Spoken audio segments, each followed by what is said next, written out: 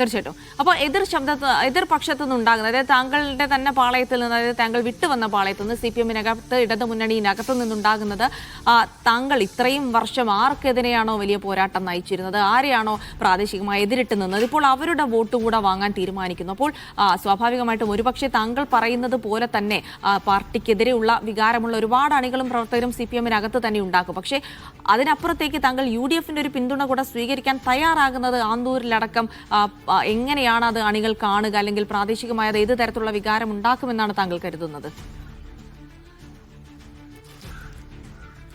ഞാൻ പിന്തുണ നൽകുമ്പോൾ, എനിക്ക് പിന്തുണ തേടുമ്പോൾ തന്നെ ഒരു കാര്യം വ്യക്തം, ഞാൻ ഉയർത്തിപ്പിടിച്ച ആശയത്തിനാണ് പിന്തുണ.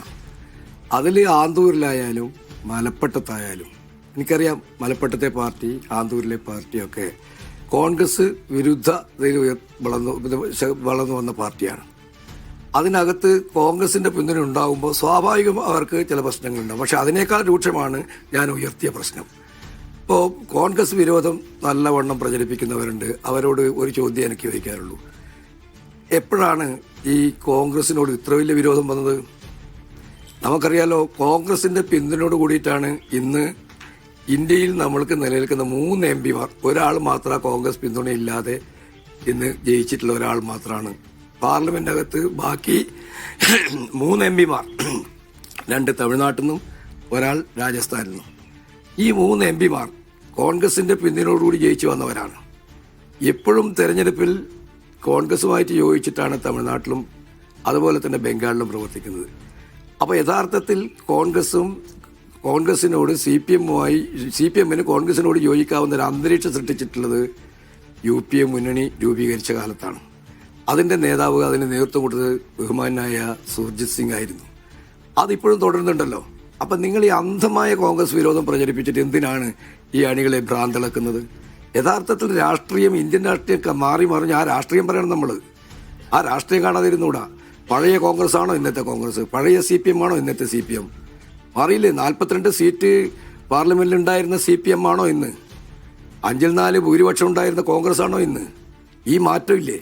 ഈ മാറ്റം കാണാതെ പഴയ കോൺഗ്രസിനോട്, അതായത് രാജ്യം ഭരിക്കുന്ന 5-4 വലിയ ഭൂരിപക്ഷത്തിൽ ഭരിക്കുന്ന, സർവ്വ സ്ഥാനങ്ങൾ ഭരിക്കുന്ന ഒരു കോൺഗ്രസിനോട് അന്ന് കമ്മ്യൂണിസ്റ്റ് പാർട്ടി എടുത്ത നിലപാട് അനന്തകാലം തുടരാൻ പറ്റുമോ? ദേശീയ രാഷ്ട്രീയത്തിൽ അത് പ്രസക്തമാകുന്ന കാര്യമാണ്. പക്ഷേ കേരളത്തിലേക്ക് വരുമ്പോൾ ഇപ്പോഴും രണ്ടുപേരും എതിർചേരിയിലാണെന്നുള്ളത് കൂടെ മറക്കരുത്. ശ്രീ TK ഗോവിന്ദൻ, മറ്റൊരു കാര്യം കൂടെ, അപ്പോൾ തെരഞ്ഞെടുപ്പ് വേളയിലാണ് താങ്കളുടെ ഈ ഒരു പ്രശ്നം ഉണ്ടായതും താങ്കൾ പാർട്ടിയിൽ നിന്ന് ഇറങ്ങി വന്നതും ഒപ്പം തന്നെ മത്സരിക്കാൻ തീരുമാനിച്ചത്. അപ്പോൾ സ്വാഭാവികമായിട്ടും UDF-നെ സംബന്ധിച്ചിടത്തോളം അതിനെങ്ങനെ മുതലാക്കാം എന്നുള്ള ശ്രമം തന്നെയായിരിക്കും ഉണ്ടാവുക. അതിന്റെ ഭാഗമായി കൂടിയാണ് താങ്കൾക്കൊരു പിന്തുണ പ്രഖ്യാപിക്കുന്നത്. അല്ലാതെ CPM-നെ നന്നാക്കാൻ വേണ്ടി കോൺഗ്രസ് ശ്രമിക്കുന്നു എന്നുള്ള വിചാരമില്ലല്ലോ. അപ്പോൾ സ്വാഭാവികമായി കോൺഗ്രസിന്റെ ഒരു കരുവായി താങ്കൾ പാർട്ടിക്കെതിരെ മാറുന്നു എന്നൊരു ചിന്ത അണികൾക്കുണ്ടാവില്ലേ? അങ്ങനെ ചിന്താഗതി ഉണ്ടാവേണ്ട ആവശ്യമില്ല. എന്താ കാര്യം എന്ന് വെച്ചാൽ, ഞാൻ പറഞ്ഞല്ലോ, അണികളുടെ ചിന്താഗതിക്കാണ് അതിൻ്റെ ഒരു പ്രതീതിയായിട്ടാണ് ഞാൻ മത്സരിക്കുന്നത്. അവർക്കെല്ലാവർക്കും അങ്ങനെ ഒരു നിലപാടെടുക്കാൻ കഴിയില്ല. പാർട്ടി സ്ഥാനാർത്ഥി എന്ന് പറഞ്ഞ് നമ്മളെ ഒരാളെ അടിച്ചേൽപ്പിക്കുമ്പോൾ അണികൾക്ക് അതിനെതിരായിട്ടുള്ള അത്ര ചിന്ത, അത് പാർട്ടിയുടെ സ്ഥാനാർത്ഥിയാണെന്നുള്ള ഒരു ബോധത്തിലെ അണികൾ നിൽക്കൂ. അവർക്ക് പക്ഷെ അവരുടെ വികാരം എന്താ? ഇത് കമ്മ്യൂണിസ്റ്റ് പാർട്ടിയിൽ പറ്റിയതാണോ? ഇത് കമ്മ്യൂണിസ്റ്റ് പാർട്ടി ചേർന്നതാണോ?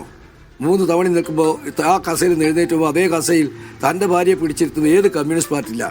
ഇന്നിപ്പോൾ നമ്മുടെ ബഹുമാനപ്പെട്ട MV ജയരാജനും അതുപോലെ തന്നെ എല്ലാം ശ്രമിക്കുന്നത് എന്താ?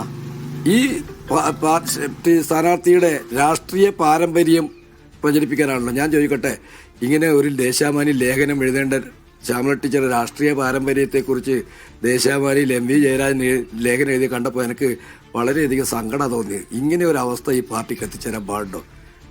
ആ ടീച്ചറുടെ പാരമ്പര്യം അതൊക്കെ അവർ പറഞ്ഞോട്ടെ. എന്തിനാണ് എന്ന് ഇനിയും ഈ അണികൾ ചോദിക്കുന്നുണ്ട്. എന്തിനാണ് മാഷെ നിങ്ങൾ ഈ പണിക്ക് നിന്നത് എന്ന് MV ഗോവിന്ദ മാഷോടാണ് ചോദിക്കേണ്ടത്. എന്നോടല്ല, അതിനോടാണ് എൻ്റെ എതിർപ്പ്.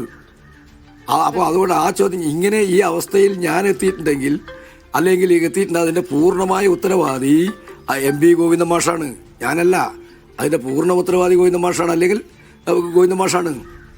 അന്ന് ഇത്തരത്തിലുള്ള എതിർപ്പ് പാർട്ടി അണികളിൽ ബൂത്ത് തലം മുതൽ മേലോട്ടുണ്ടാകുന്നു എന്ന് വരുമ്പോൾ തീർച്ചയായും ജനാധിപത്യം അല്പമെങ്കിലും അദ്ദേഹത്തെ നയിക്കുന്നുണ്ടെങ്കിൽ ആ സ്ഥാനത്ത് നിന്ന് പിൻവലിപ്പിക്കല്ലേ വേണ്ടത്?